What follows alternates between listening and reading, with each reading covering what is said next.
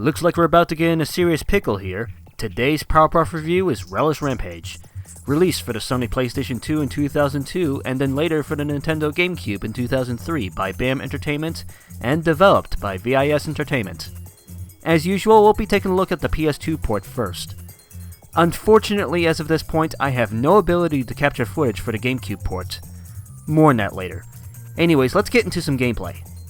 Once you start up the game, you'll be greeted with the main menu, which actually looks pretty innovative. You are what appears to be in the Powerpuff Girls bedroom. From here you can configure options, access the game menu, view the scrapbook, peruse the toy box, and check out the movies. Though you'll want the game menu to get into the action. Starting a new game will grant you with a selection of 3 save slots, and then you're prompted to enter your initials. And then afterwards it's time for action. The game begins with the city of Townsville, where election day is being held. Yep, it's that time again where we get to vote for our infamous mayor. Though of course it would be more exciting if there was more than one candidate, as so the narrator points out. But it turns out that this particular rival candidate is none other than Mojo Jojo. I'm Mojo Jojo, supervillain and running for mayor of Townsville. A vote for Mojo is a vote for evil geniuses everywhere. This has been a paid advertisement by the Bananatarian Party.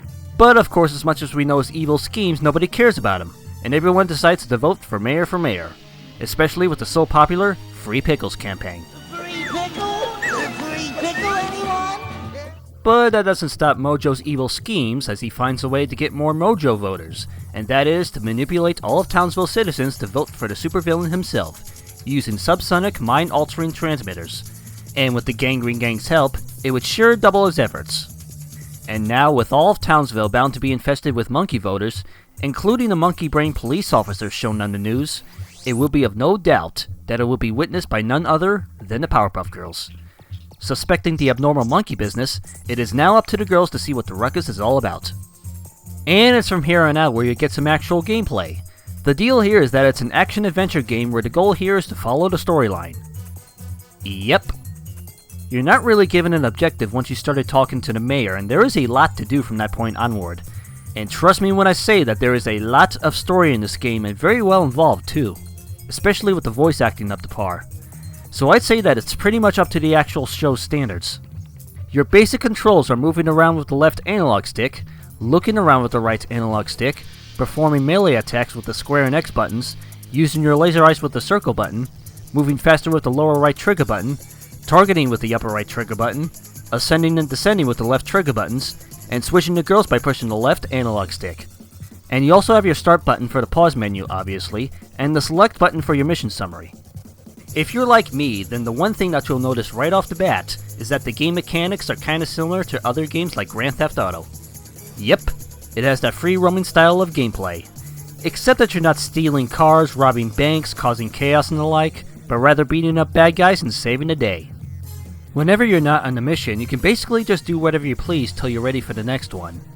Pretty useful when you need to restock on your health and chemical X bottles, or even just practicing battle against the unfortunate citizens and snapping them out of it. Speaking of which, let's talk about the combat. You can use the upper left trigger button to lock onto an enemy, and you can press it again to switch targets. You'll be able to get better use of your attacks, whether it be the laser eyes or the melee attacks, though at certain points when you're low on health or if the odds aren't as good, then you'll want to stick with the long range attacks, though relying on the laser eyes can be rather time consuming. So if you're racing against the clock, then you'll want to mix them up with melee attacks instead. You can also use the target button to lock onto objects to pick up, whether it be an important mission item, or an object to throw towards your opponent, which can be pretty useful. And you can also drop an item by pressing the triangle button. There are also special attacks that you can use aside from the laser eyes, as you progress through the story. During each and every mission, you unlock a special move, and you can view the information in the mission summary. These special moves range from a single move that is unique to each Powerpuff Girl, to a group move that can be very handy for boss battles. Though do take note that they do require chemical X bottles, so be sure you have plenty in stock and use them wisely. Though if for some reason you forget the combination of the special moves, then no worries, as you'll also find them in the scrapbook via the main menu. It displays the current special attacks you have available to use, and it also serves as a mission replay feature. Now, let's talk about the missions. As you talk to your key characters in the game, you are given a set of missions to complete. You have your regular missions, timed missions, escort missions, and seize missions. Regular missions are what you would expect. Just take your time and don't die. Timed missions are where you'll need to complete your objective before the time runs out. This is where you'll need to rely on quick attacks, and always use the speed boost in order to finish the missions on time. Escort missions are basically protecting your objective, and ensure that it reaches its destination alive. If the escort takes too much damage, then it's game over. And seize missions are where you'll need to intercept the target before it reaches its destination. Again, same with the timed missions, don't rely on the special attacks alone and make it quick or it's game over. The only bit of a major catch though is that some portions of the gameplay can be a bit unforgiving at first. For starters, don't rely on the mission arrow alone that points towards your objective, because chances are you'll either be smacked face first into a dead end or even taking a wrong turn at Albuquerque. So making use of the game map is a necessity, so that you don't have to worry about wasting time on such missions. The next thing are the enemies, especially the bosses. They can be manageable at best and a hassle at worst. If you don't pay attention to your surroundings, chances are you'll be decimated in no time. So be sure you have a proper attack plan going, and if you really need to and time doesn't get in the way, then by all means, use a special attack from a distance. So yeah, there is a bit of a difficulty spike here, but after a little while, you'll get used to it no problem. And thankfully, there's a special weapon that you can get near the end of the game that'll replace your melee attacks definitely. So once you get to that point, things will be a bit easier for you from that point onward. And that's Relish Rampage. Is it the best game ever made in the series as far as home ports? Well, Powerpuff, yes. If that makes any sense, but I don't care because this is pure awesomeness here. Is it the best game ever made, period? No. Personally, I wouldn't go that far. Especially considering that I already have a better game at the top of my list, but I digress. In any case though, yes, highly recommended. Improved graphics, good gameplay, awesome voice acting, and a very well involved story. Granted, there are spoilers here, so if you really want to experience the story for yourself, then I suggest playing it. Also, just want to quickly mention the GameCube port of Relish Rampage. As mentioned before, I don't have the ability to capture footage from it since I don't actually own a GameCube or a Wii at the moment, and emulating it on a PC is rather complex. So what you'll be seeing here is footage from a Let's Play, courtesy of Top Kirby 305. Just looking at the port itself, there are a few significant improvements, one of them being the improved camera angles during the dialogued events in between missions, which makes a bit more sense than just freezing the entire gameplay. There are also a few improvements in the gameplay itself, 3 new mini-games that you can unlock via collecting toys, and even has the official PPG intro at the beginning when you start up the game.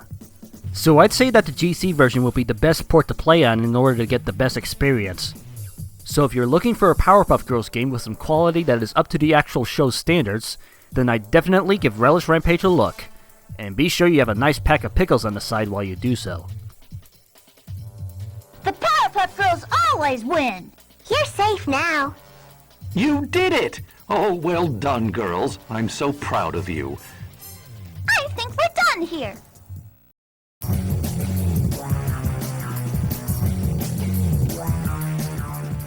Want some more Powerpuff stuff? Then may I suggest my previous reviews, the Game Boy Color games and Chemical Extraction. And there's also a Let's Play of Relish Rampage, courtesy of Top Kirby 305. And if you'd like, you can subscribe to the hotline, because there's always more to come. And tune in for the final review of Powerpuff Month next week, right here on DG Game Reviews. Thanks for watching. Oh, girls, thank goodness I found you. I've been monitoring the election, and Mojo has taken the lead. Hooray for Mojo! Excuse me, Bubbles? Well, it's nice he's doing good for once, right? No? I guess not. Bad monkey, bad!